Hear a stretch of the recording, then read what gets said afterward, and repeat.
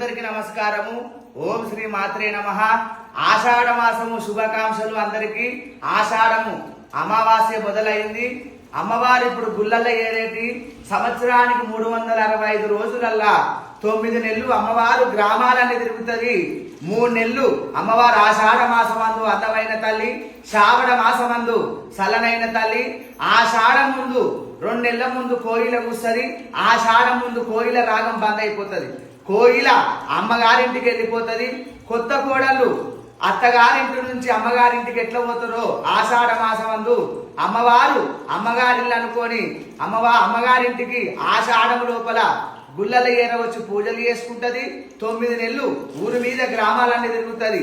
కాబట్టి ఆషాఢం అంటే అమ్మవారికి ఎంతో పవిత్రమైన గడియలు. కాబట్టి అమ్మవారు ఆషాఢ మాసమందు అందమైన తల్లి, శ్రావణ మాసమందు సలనైన తల్లి. పోతరాజులకు, శివశక్తి గణాదులకు, ఆచారవంతులకు, 18 పనివాట్లకు అందరికి శుభము జరగాలి. అమ్మవారు చల్లగా కాపాడాలని నేను కోరుతూ అమ్మవారి ఆశీర్వచనాలు మీ అందరికి ఉండాలి. ఆషాఢమే ఎందుకు బోనాలు చేస్తారంటే ఉగాది ముందు కొత్త పంటలు జరుగుతాయి.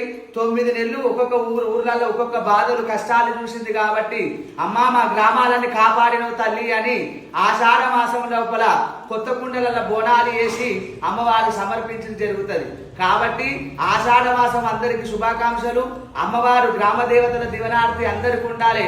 ఎవరికి అడ్డంకాలు రాకుండా అమ్మవారు గ్రామాలని కురిసే వర్షాలు పారి పంట పిల్ల పాపలందరూ మంచిగా ఉండాలని మనసు పుడుతూ కోరుతున్నా.